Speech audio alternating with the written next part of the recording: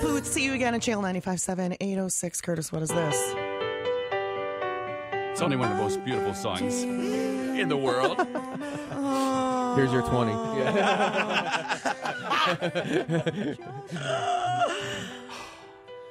Five for fighting. Hello. John, we were talking the other day. I love this song. We were trying to figure out if someone who has a song that is big, like number one, are they able to live off that? Live off it, like just stop, like live like we live, like not live the rock star lifestyle. If you have a number one, are you set for like if you live, normal life? smartly and frugally and If you have one number one and you're pragmatic, and you have realistic spending habits, and you know how to monetize that one song, if you're one hit wonder, you can make a nice living.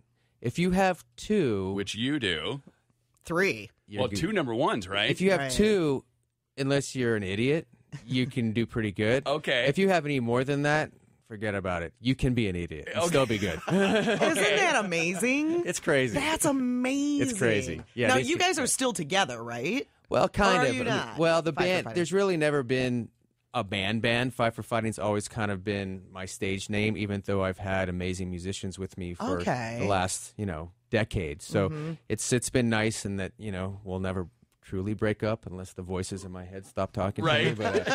But yeah, so it's been a luxury to have some amazing musicians with me through my career. Well, and you get some of the best in our area with you Thursday and Friday. Yeah, man. The Grand Rapids Symphony. Oh yeah, backing you man. up. Oh. I mean, when you were writing these songs years ago, and you have them in your head, and you have the piano and the arrangement.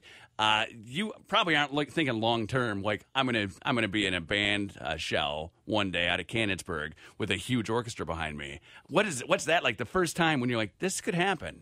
Well, you get chills down your back when you start doing the symphony shows. I mean, for me, certainly the hits don't necessarily have the big orchestrations. You have strings, but a lot of my records have some heavy orchestrations. Some of the album tracks have some amazing compositions from some of the best composers in America. So for me, this allows me to pull those out of the catalog and perform them where we wouldn't necessarily do those if it was just a Fight for Fighting band show. So for me, it's the dream come true. We were there a couple weeks ago, and there was a guy who was singing opera. Can you sing opera?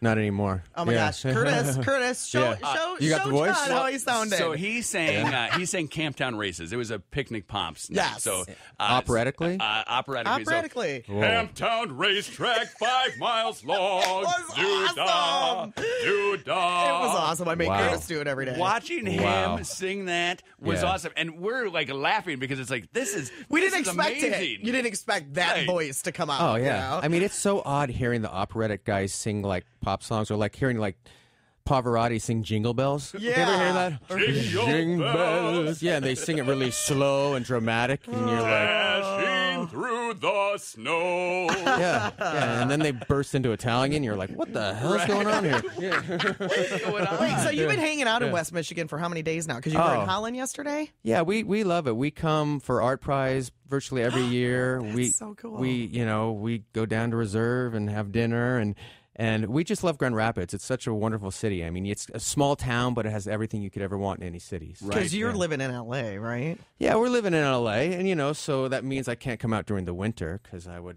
go You wouldn't know what to comatose. do. Yeah, I know, yeah.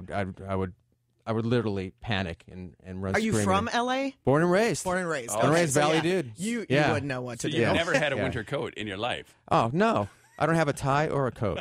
Yeah. Good for you. Yeah, and when we would tour, when we're doing a lot of touring, the winter tours through Chicago and Minneapolis and Michigan and Detroit, forget about it. It was horrible. I didn't know what to do with myself. If it's not, 75 and sunny, you don't want to talk to me. Hilarious. Well, it's going to be gorgeous weather this weekend. Yeah, both it shows. is. Yeah. Thursday and Friday out of Canonsburg. 81 and 84 sunny both days, so it's not this 90. It's supposed to be a little less humid, too. It's going to be awesome. I mean, you'll be out there. What is your what's your routine for the day? So you're here now to rehearse with the orchestra, obviously. Yeah. So like Thursday. Yeah. What do you do Thursday to get ready for the big show?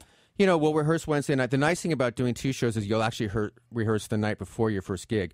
when you usually do the symphony shows, you'll rehearse the day of, and those are exhaustive days because you have to run the whole set. So you'll do a 2-hour rehearsal, then you'll do a 2-hour show. Oh my goodness! And then you'll go to the hospital. But this is great. So yeah, well that too. That's for my band. Yeah. But we'll rehearse Wednesday night and Thursday. You just take it easy because you want to save the voice and you want to make sure you got 2 shows in a row, and these are kind of extensive shows. And do you not talk? For the day? If for a couple shows I'll talk, but when I'm on tour, I won't talk during the day. Yeah. Just to save the voice, because the way I sing, it's kind of walking the tightrope. Yeah. I can't even get my voice that high. Yeah, so it's fabulous. It's crazy. I'm so boring on the road. I don't drink. I don't talk during the days because if my voice starts to go, forget about it. Oh, right, you're done. Yeah, you're done. You're done, and then you got people angry. I get the hate mail, the managers, and everyone's mad at me. So I try to be very. Can you sing low if you have to? Sing low. Sometimes you can bring it down a key or two, but once the voice starts to go, forget about it. And all these songs are, Yeah. I'm 15. Right. They're all up there. Go ahead, keep going. What? Camptown races, sing us. All right, now I gotta ask, what was happening in your life that made you write Superman? Superman? I mean, what? Yeah. I mean, it's such a we love Superman, but then it's such like a sad, introspective look at Superman. Mm-hmm. You weren't reading a comic and said, "Oh, I bet he feels sad inside." Had to be someone with you, right? Yeah, of course. I mean, you're young, you're naive, you think the whole world's against you, and I mean, it's a song I certainly couldn't write now. Okay, I couldn't because I've learned that it's pretty damn easy to be me, and for most people, I've met people with real challenges, and I've had the good fortune to meet a lot of our troops and soldiers and families and people, with health issues. But, when you're in your early 20s and the record industry is rejecting you at every turn and you feel kind of numb to the world, you might write a little song like Superman that people can relate to. So how long ago did you write it? Geez, it's been over 15 years. Wow. That's awesome. It's my old friend now. It's my old buddy. So you write it and you're like, yeah, screw you guys. You don't get me. Yeah. And then they're like, we love this. And then it hits number 1. Yeah. That's got to kind of be weird then, too, because it's a song about nobody understands me. And then suddenly everybody understands me. Well, I think everybody relates to the basic message of Superman is that at the end of the day, we're all human. Yeah. And we bleed like anybody else. And even if you're Superman, it's like, we feel. I'm tearing up here, John. Yeah, well, It'll be okay. Don't worry about it. Yeah. But I do think, for me, it was interesting because you forget back then, there was no piano on the radio back then. Right. There was no piano bells. I mean, I grew up on Elton and Billy Joel and all those artists. And for me to have a piano song, kind of reemerge and start the piano guys to come back, that was also wonderful because it was kind of an anomaly. Nobody wanted to play it. Are you going to play the piano during these shows? Of course. You do? Oh, yeah. Fabulous. Yeah. Like what song? Right. No, just kidding. We actually have tickets, right? We do. We got 4 5-packs that we can set you up with right now for Friday night. Friday night is where our tickets are for Friday night at Canonsburg. 7708957. 7708957. 4 5-packs, so 10, 11, 12, and 13. John, thank you for coming in. Oh, my pleasure. Thanks for having me, guys. It was great meeting you. Pleasure. All right, 7708957.